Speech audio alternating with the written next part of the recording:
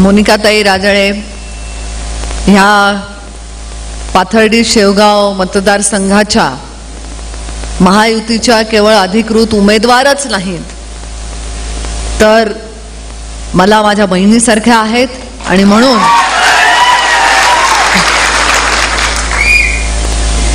ज्यावेळी पक्षाने मला जबाबदारी दिली की विधानसभेचे समन्वयक म्हणून तुम्हाला जबाबदारी देण्यात येतेय त्यावेळी माझ्या लोकसभेतून केज विधानसभा आणि दुसरी विधानसभा त्यांनी सांगत असताना शेवगाव असं म्हणाले।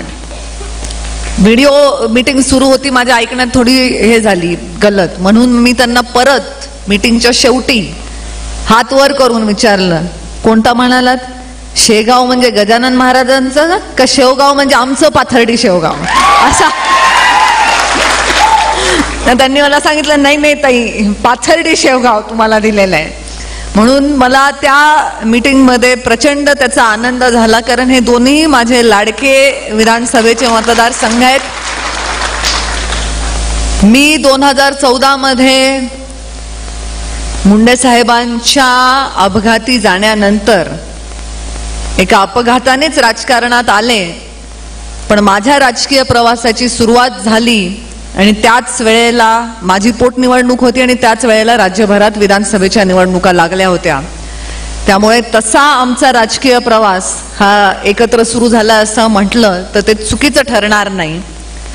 पण मगाचपासनं मी ऐकतेय तुम्ही माझं नाव घेत असताना वारंवार बीड जिल्ह्याच्या खासदार प्रीतमताई मुंडे, बीड जिल्ह्याच्या खासदार प्रीतमताई मुंडे। आता मी बीड जिल्ह्याची खासदार नाही,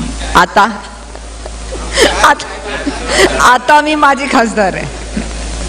त्यामुळे सवय लागलेली लोकांना, बीडचे खासदार म्हणलं की माझं नाव बाय डिफॉल्ट पुढे येऊनच जातं, हे माझ्या लक्षात आलेलं आहे। पण तुमच्या सगळ्यांच्या प्रेमामुळे तुमच्या मनामध्ये जे स्थान मिळवण्यामध्ये यश आलेलं आहे, मला वाटतं ते कुठल्याही संविधानिक पदापेक्षा कधीही महत्त्वाचं आहे। त्यामुळे आज संसदेच्या पटलावरती जरी बीडची खासदार म्हणून माझं नाव नसेल, खासदारचा विषय निमित्त यावेळी लोकसभा लढवली सुद्धा नाहीये, त्यामुळे माझी थोडीशी प्रॅक्टिस गेली होती। पण तुमच्या सगळ्यांच्या आशीर्वादाने पुन्हा प्रचाराच्या कामामध्ये लागल्यामुळे पुन्हा हळूहळू भाषण करायची सवय माझी पुन्हा सुरू होते। आज या कार्यक्रमासाठी ज्यांच्या माध्यमातून हा कार्यक्रम होतोय, ज्या या मतदारसंघाचं प्रतिनिधित्व करतायत, त्या स्वतः सन्माननीय मोनिकाताई, कार्यक्रमासाठी उपस्थित ज्येष्ठ नेते भगवानरावजी बांगर, माजी नगराध्यक्ष अभय काका आव्हाड, ज्यांनी अतिशय चांगल्या शब्दांमध्ये सरकारच्या योजनांविषयी आपल्याला इथे माहिती सांगितली, ते ज्येष्ठ नेते अशोकरावजी चोरमले, तालुक्याचे अध्यक्ष डॉक्टर मृत्युंजयजी गर्जे, कार्यक्रमासाठी उपस्थित धनंजयजी बडे, दिनेश आबा लवाड, भगवानरावजी आव्हाड, अमोलजी गर्जे, मुकुंदजी गर्जे, अंकुश मामा कासुळे, नंदकुमारजी शेळके, महिला मोर्चाच्या अध्यक्ष काहीताई गोलार, RPIचे तालुक्याचे प्रमुख बाबा राजगुरू, बापू नाना पाटेकर, गणेश रांधवणे, बापू धनवडे, बंडू बोरुडे, रवी आरोळे, विलासजी गजभे, सुरेश भागवत, नितीन दहिवाळ, उपस्थित सर्व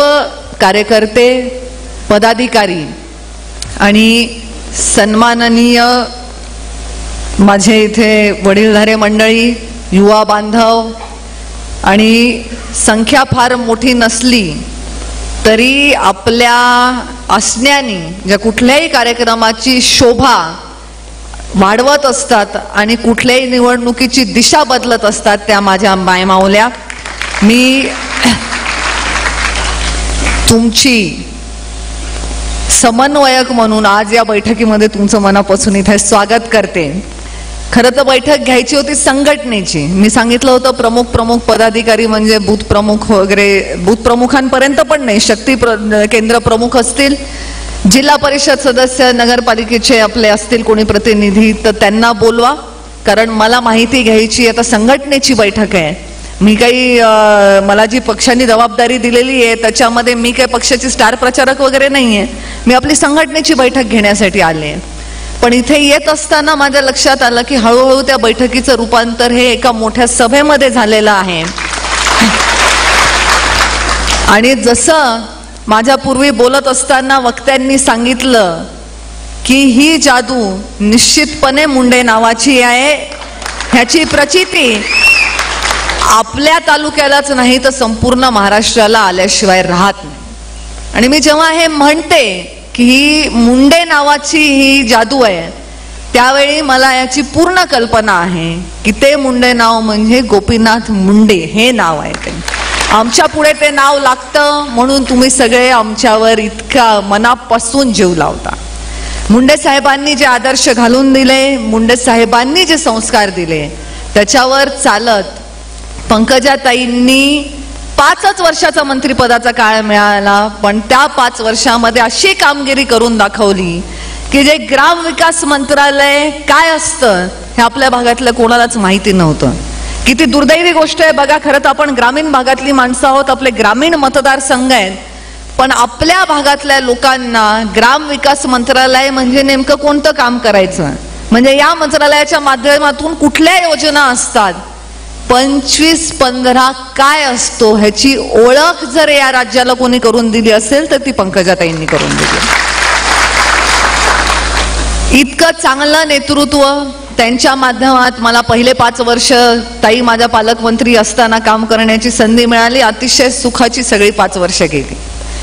पण नंतरच्या 5 वर्षामध्ये मात्र पहिले 3 वर्ष कोरोनाचा काळ. आज आपण ज्या निवडणुकांना सामोरे जातोय तेव्हा आपल्याला हे विसरून जमणार नाही की ह्या 5 वर्षाचा लेखाजोखा नाही. हा लेखाजोखा हा 2 ते 2.5 वर्षांचा आहे. कारण साधारण 2.5 ते 3 वर्षाचा काळ हा कोरोनाच्या काळामध्ये आपला गेला. त्यामुळे ह्या पंचवार्षिकचा अहवाल हा खरा 5 वर्षाचा नाही. मी हे सगळे विषय का बोलते इथे, कारण जी जबाबदारी दिली ती प्रामाणिकपणे पार पाडण्याचे माझ्यावर संस्कार आहेत. मला सांगितलेलं आहे की या विधानसभांमध्ये जायचं, ह्याचं रिपोर्टिंग घ्यायचं आहे, तिथलं वातावरण बघायचंय. तुमच्या परीने तुम्हाला जे वाटतंय की तिथे काही केल्यानंतर महायुतीच्या आपल्या उमेदवाराला त्याचा फायदा होणार आहे तर ते तुम्ही करायचंय. मी ते करण्यासाठीच आलेले आहे. पण माझ्या पूर्वी बोलतानाच्या सर्वांनी एक एक गोष्ट सांगितली. मी डॉक्टर आहे, पण मी स्पेशलिस्ट म्हणून आलेली आहे, स्पेशल जबाबदारी घेऊन. जनरल प्रॅक्टिशनर नाही, मी जीपी नाही. त्यामुळे मी सगळ्यांचे सगळे आजार एका बैठकीत सोडवू शकणार नाही. कोण गेलेले आहेत, कोण राहिलेले आहेत, कोण मनानी काम करतायत, कोण तनानी काम करतायत, हे विषय प्रत्येक निवडणुकीमध्ये प्रत्येक मतदारसंघामध्ये असतातच. तसे ते आपल्या मतदारसंघातही असतील. पण आपल्याला काय करायचंय तर आपल्याला निवडणूक ही विकासाच्या मुद्द्यावर न्यायची. निवडणूक ही विकासाचा मुद्दा सोडून इतरत्र कुठेही भटकली नाही पाहिजे, त्याची दिशा हरवली नाही पाहिजे. ही जबाबदारी माझ्यावर आहे आणि ही जबाबदारी मंचावर बसलेल्या आमच्या प्रत्येकावर आहे. मंचावर बसलेली लोक तुम्हाला सांगतील आणि तुम्ही तो संदेश सर्वसामान्य जनतेपर्यंत पोचवायचा आहे की उद्याच्या 20 तारखेला मतदानाच्या दिवशी इतर कुठल्याही गोष्टीचा विचार न करता आपल्यासाठी, आपल्या आडी अडचणीला धावून येणारी माणसं कोण आहेत, आपल्या सुखादुःखात सहभागी होणारी माणसं कोण आहेत, आपल्या तालुक्यामध्ये विकासाची कामं आणणारी माणसं कोण आहेत, त्यांच्या पाठीशी उभे राहा हे जाऊन सांगण्याची ही वेळ आहे. लोकसभा निवडणुकीचा जर आपण विचार केला तर लोकसभेच्या काळामध्ये आपण सर्वांनी पाहिलं की एक वेगळंच वारं महाराष्ट्रामध्ये वाहत होतं आणि त्याच्या माध्यमातून जसे निकाल लागले ते आपल्या सगळ्यांच्या समोर आहेत. पण तेव्हाही निवडणूक ही विकासाच्या मुद्द्यावरती केंद्रित राहिली नाही आणि म्हणून जसे निकाल लागले तसे लागले. मग आता लोकसभेचे जे निकाल लागले त्याच्यापैकी खुश असणार इथं कोणी आहे का बरं? लोकसभेचे जे निकाल लागले त्याचं दुःख झालं असे किती लोक आहेत? त्यांनी हात वर करा. मी तर दोन्ही हात वर करणार आहे. मग आता ज्या झालेल्या चुका असतात त्या दुरुस्त करण्याची संधी कशी असते? लोकसभेची चूक दुरुस्त करायची तर 5 वर्ष वाट बघावी लागेल. पण लोकसभेला जे घडलं ते विधानसभेला घडू नये हे जर करायचं असेल तर मात्र आपल्याला पुढचे 8 दिवस केवळ आणि केवळ विकासाचा मुद्दा घेऊन लोकांपर्यंत जाण्याची गरज आहे. मी आता बसले तेव्हा पाहिलं मतदारसंघातली महत्वाची कामं, ह्याच्यामध्ये ज्या प्रकारची कामं म्हणजे भौतिक विकासाची कामं असतील किंवा आज महाराष्ट्रात सर्वात गाजत असणारी मुख्यमंत्री लाडकी बहीण योजना असेल, त्याच्या लाभार्थ्यांची संख्या असेल, या सगळ्या गोष्टींची संख्या ही हजारोंच्या घरात आहे आणि विकास निधीची संख्या ही कोट्यावधीच्या घरात आहे. पण खरंच विकासाच्या मुद्द्यावर निवडणूक जाते का? आपण बघतो, मी विचार करते असं जर असतं की निवडणुका या विकास केल्यामुळे जिंकता येत असत्या तर 2019च्या विधानसभा निवडणुकीमध्ये पंकजाताईंचा पराभव झालाच नसता. आणि पंकजाताई एकमेव उदाहरण आहे असं नाही. आपण पाहिलं तर राजकीय जीवनामध्ये अनेक असे दिग्गज नेते ज्यांनी कधी ना कधी आयुष्यामध्ये पराभव पचवलेला. मग निवडणुका जातात कोणत्या दिशेने, निवडणुका होतातच कोणत्या मुद्द्यावर? तर प्रत्येक निवडणुकीमध्ये ना एक असं काहीतरी पिल्लू निघालेलं असतं आणि ते गपचूप कोणतरी सोडून देतं आणि मग ती सगळी निवडणूक त्या पिल्लाच्या भोवतीच फिरत राहते. आजकालच्या निवडणुका या सोशल मीडियावर जास्त होतात आणि ऑन फील्ड कमी होतात असं माझं स्वतःचं मत आहे. तुम्ही बघत असाल रोज काहीतरी नवीन मेसेजेस चालू असतात. व्हॉट्सअप झालं, फेसबुक झालं, इंस्टाग्राम झालं, रोज काहीतरी नवीन मेसेजेस आहेत आणि रोज काहीतरी त्या प्रचाराची दिशा बदलण्याचे प्रयत्न लोक करत असतात. या सोशल मीडियाच्या माध्यमाचा वापर व्हावा, पण खरी आणि चांगली माहिती पसरवण्यासाठी झाला पाहिजे. शेवटी आजही आपण निवडणुकीच्या वेळी मतदानाच्या दिवशी बूथवर जाऊन मशीनचं बटन दाबूनच मतदान करतोय ना. अजून आपल्या देशाच्या लोकशाहीमध्ये व्हॉट्सअपवरती आमदार आणि फेसबुकवरती खासदार निवडून देण्याची प्रक्रिया सुरू झालेली नाही. त्यामुळे ह्याच्यातून बाहेर पडा. कोण काय बोलतंय, कोण कसा प्रचार करतंय ह्याच्याकडे लक्ष न देता आपण आपल्या लोकप्रतिनिधीची केलेली चांगली कामं, या राज्यामध्ये परत यायला हवं असणारं महायुतीचं सरकार आणि केंद्रात मोदीजींच्या नेतृत्वात असणारं भारतीय जनता पार्टीचं सरकार, या गोष्टींवरती लक्ष केंद्रित करण्याची गरज आहे. सरकारच्या चांगल्या योजनांविषयी बोलायचं झालं तर 2-2, 3-3 तास एकेका माणसाचं भाषण चालेल. अगदी छोट्या छोट्या योजना जरी म्हटलं तरी प्रत्येक माणसाच्या, आज तुम्ही आपल्या मतदारसंघातल्या प्रत्येक गावामध्ये जाऊन बघा, प्रत्येक घरामध्ये केंद्र सरकारच्या किंवा राज्य सरकारच्या कोणत्या तरी योजनेचे किमान 2 लाभार्थी तरी तुम्हाला सापडतील. इतकं चांगलं काम करणाऱ्या सरकारच्या चांगल्या योजना घेऊन जायच्या. बाकी हे इकडं बघूच नका. मला सांगा, या मुद्द्यांवर आपल्याला निवडणूक लढवायची आहे. तुम्ही आता इथे मोठ्या संख्येने सगळे माझे पुरुष बांधव इथे उपस्थित आहेत. तुम्ही लाडकी बहीण योजनेने खुश आहेत का दुःखी आहेत? चांगलं, बरं झालं एकदाच ह्यांच्या तोडून ऐकून घेतलं. कारण महिला तर खुश आहेत, पण कधी पुरुषांना कोणी विचारलंच नाही की डायरेक्ट आमच्या घरी आमच्या बायकोच्या हातात 1500 रुपये महिन्याचे पडायला लागले आणि आम्हाला काय वाटतं हे विचारा, असं कोणी तुम्हाला विचारच ना गेलं. ते मी आज काम केलं, मी तुम्हाला विचारलं, तुम्ही म्हणले तुम्ही खुश आहे. मग या योजना आपल्याला चालत राहायला पाहिजेत ना. मग आपण अशा चांगल्या योजनांचा प्रचार आणि प्रसार करायला पाहिजे ना, की कोण कुठे येतंय, कोण कोणत्या मतदारसंघात दौरा घेतंय नाही घेतंय ह्याच्यावरती, ह्याच्या भोवती निवडणूक कशी काय फिरू शकते. मी आज इथे आले का नाही आले ह्यानी 5 वर्षामध्ये 10 वर्षामध्ये मोनिकाताईंनी केलेली कामं पुसून जातात का? त्या आमदार म्हणून त्यांनी जी कामं केलेली आहेत ती तर तिथेच आहेत ना उपस्थित. मग मी आज येईल का नाही, मी 4 वाजता येईल का, मी 7 वाजता येईल, ह्यानी निवडणुकीचा रंग कसा बदलू शकतो? पण गंमत आहे ही, मजा अशी आहे की मी आज येणार, मग मी उद्या येणार आहे का नाही येणार, उद्या मी किती कार्यक्रम घेणार, ह्याच्यावरही लोकांनी अंदाज बांधायला सुरू केलं असेल. आणि मी सांगते तुम्हाला, मुंडे साहेबांच्या आठवणींना स्मरून की उद्या जर ह्याच्यावर एखादा टॉक शो नाही बसला युट्यूबच्या चॅनलवर तरी सुद्धा मी आश्चर्य मला वाटणार नाही जर एखादा टॉक शो बसला तर. अशाच चर्चा चालतात. मला तिथे ज्या विधानसभेचं दायित्व आहे त्याच्यामध्ये मला काही कामं करणं आहे. त्या गोष्टी निपटून अजून आपला प्रचार 18 तारखेपर्यंत आहे. जसं जसं ज्या ज्या ठिकाणी वेळ देता येईल त्या त्या ठिकाणी वेळ देण्याचा मी पूर्ण प्रयत्न करणार आहे. पण हे जे मी तुम्हाला सांगते, हे व्हॉट्सअप आणि फेसबुकवाले लोक ते जसे तुमच्याकडे आहेत तसे ते आमच्याकडे पण आहेत. आता तुम्ही विचाराल, मग ताई उद्या समजा तुम्ही थांबले असत्या तर चांगलं झालं असतं. 100% चांगलं झालं असतं. पण उद्या आहेत आमच्या संध्याकाळी परळीमध्ये सभा. परळीमध्ये म्हणजे पंकजाताईंच्या उपस्थितीमध्ये धनुभाऊच्या प्रचाराची सभा आहे. मग ही व्हॉट्सअप आणि फेसबुक वाली गँग लगेच तयार असते.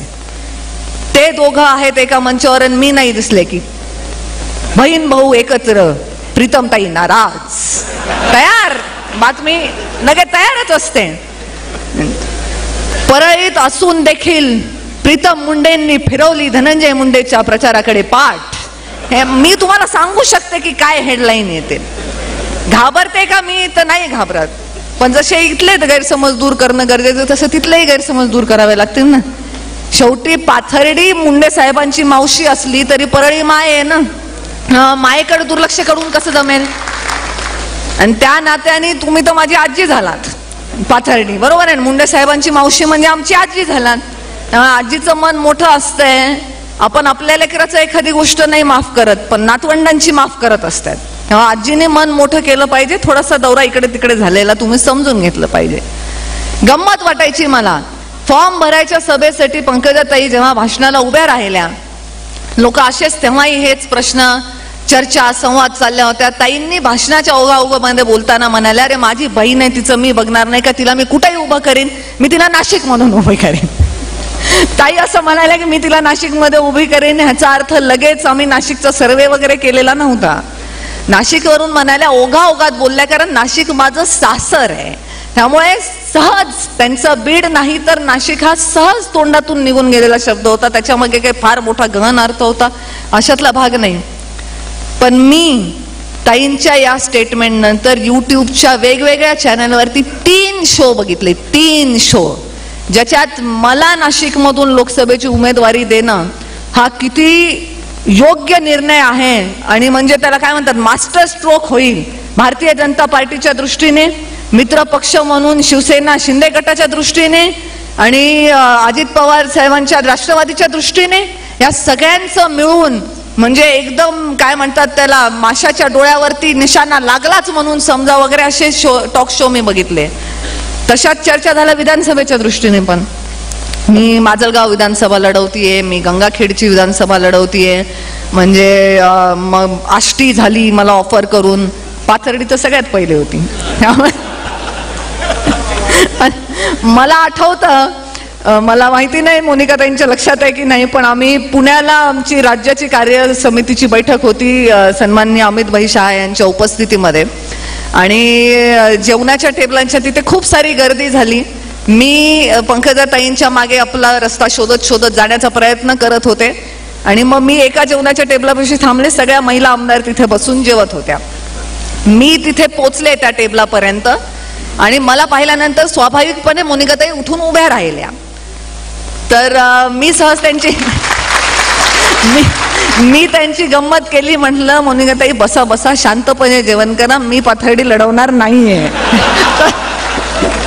कारण त्या काळामध्ये या युट्यूबच्या बातम्यांनी इतका जोर पकडलेला होता की त्याला काही मर्यादाच राहिली नव्हती.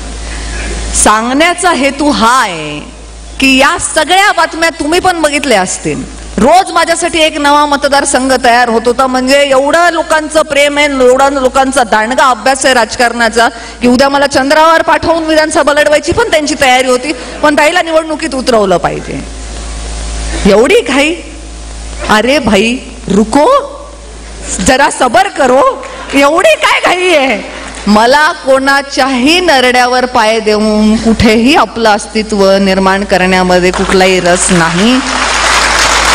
दुसऱ्याची मान कापून स्वतःचं राजकीय करिअर निर्माण करावं इतकी लेची पेची येरागबाळ्यासी मी नाही. कारण माझं नाव प्रीतम गोपीनाथ मुंडे आहे.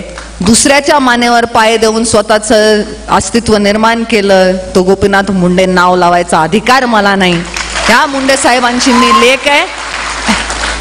संघर्ष मुंडे साहेब म्हणलं की संघर्ष, मुंडे साहेब म्हटलं की संघर्ष आपण सातत्याने ऐकतो. साहेबांचा संघर्ष तुमच्यापैकी जे ते टोपी घातलेले, चष्मा लावलेले, केस पांढरे झालेले आहेत सगळे त्यांनी पाहिलेला आहे. पंकजाताईंचा संघर्ष जीन्स पॅन्ट घातलेल्या मुलांनी पाहिलेला आहे. आपण हे सगळे संघर्ष पाहत आलात. मग मी पण साहेबांचीच लेक आहे ना, थोडासा संघर्ष माझ्याही वाट्याला येईलच की.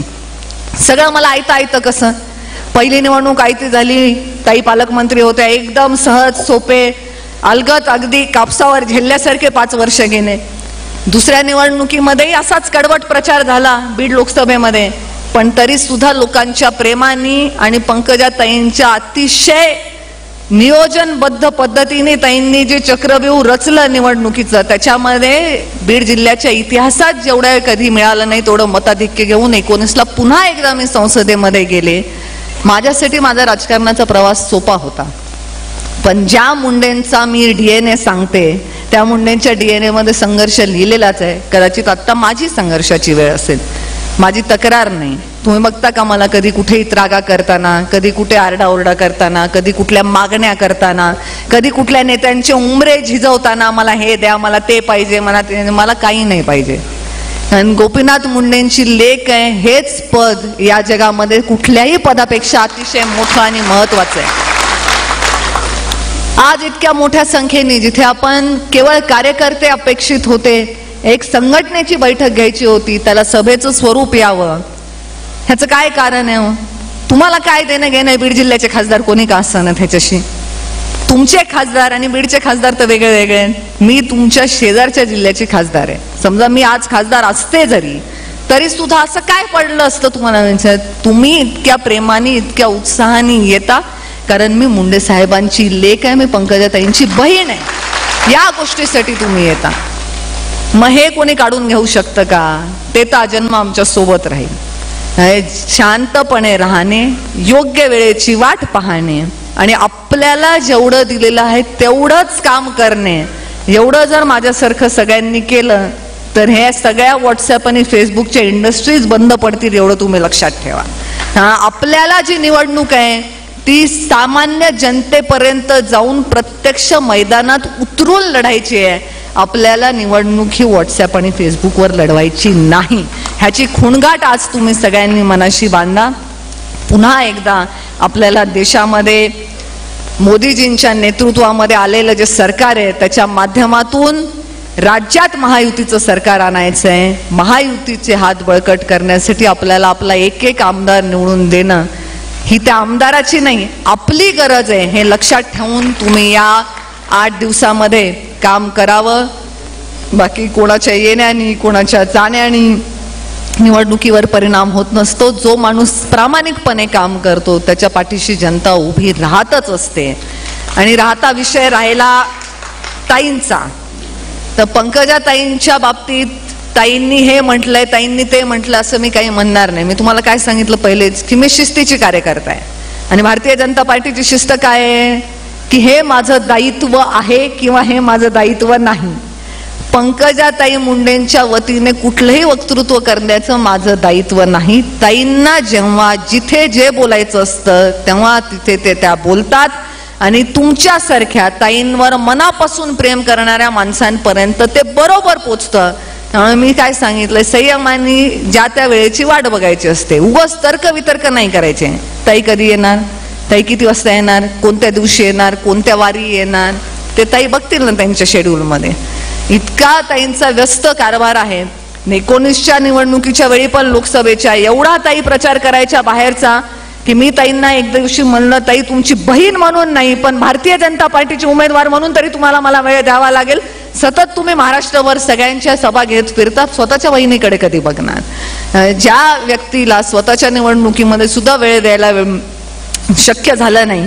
19च्या विधानसभेच्या निवडणुकीचे पण प्रसंग मोनिकाताईंना आठवत असतील. ताईंना स्वतःच्या प्रचाराच्या शेवटच्या सभेला जाता आलं नाही कारण ताई शेवटच्या दिवशी मेघनाताईंकडे गेल्या होत्या, तुमच्याकडे पण आल्या होत्या. त्यामुळे शेवटच्या आमच्या रॅली आम्हाला ताईंची काढता आली नाही. ताई डायरेक्ट सभेसाठी जॉईन झाल्या. इतका व्याप ज्या व्यक्तीच्या मागे आहे त्या व्यक्तीची व्यस्तता आपण सर्वांनी समजून घेतली पाहिजे. आणि बाकी जे ताईंचं बोलणं असतं ते तुमच्यापर्यंत योग्य वेळेला योग्य वेळी पोचतच असतं. म्हणून मी जसं सांगितलं तसं मी सुद्धा तुमच्यासारखी पंकजाताईंची कार्यकर्ता आहे. कार्यकर्ता नेत्याच्या वतीने बोलू शकत नाही. आज जे मला दायित्व मिळालं त्या दायित्वाला पार पाडण्यासाठी मी इथे आलेले आहे. पण तरी तुमच्या सगळ्यांचा उत्साह, तुमच्या सगळ्यांच्या मनामध्ये असणारा आनंद हा निश्चितच मोनिकाताईंच्या विजयाची नांदी देणारा ठरेल.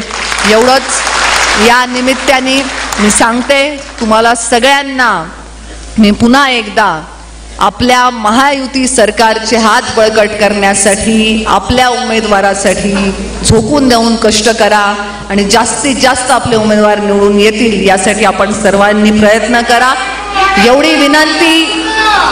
सध्या मला कुठे आगे बढायचं नाहीये, इथंच आहे. त्यामुळे आता आगे बढायचं नाही, आता आगे बढायच्या घोषणा मोनिकाताईंच्या द्या.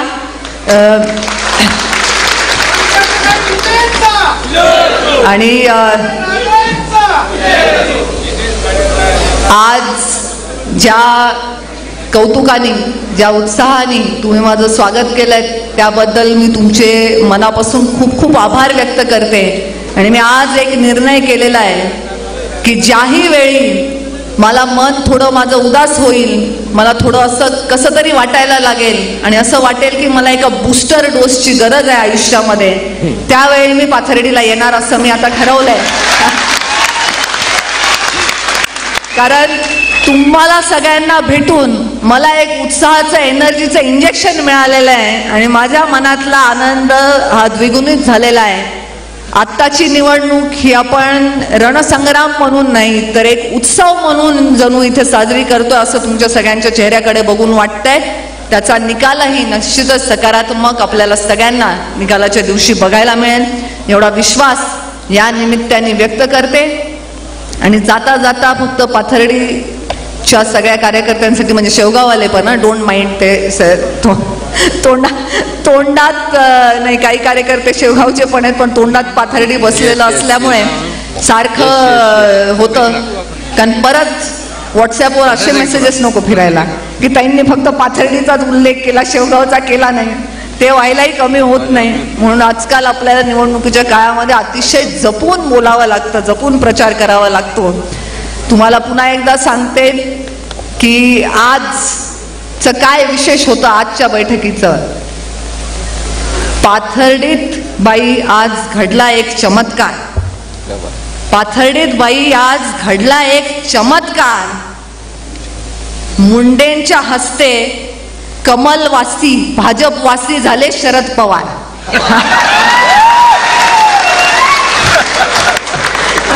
हे त्यामुळे चमत्कार करणाऱ्या पाथर्डीकडून निवडणुकीच्या निकालामध्ये सुद्धा चांगल्या सकारात्मक चमत्काराची अपेक्षा करते.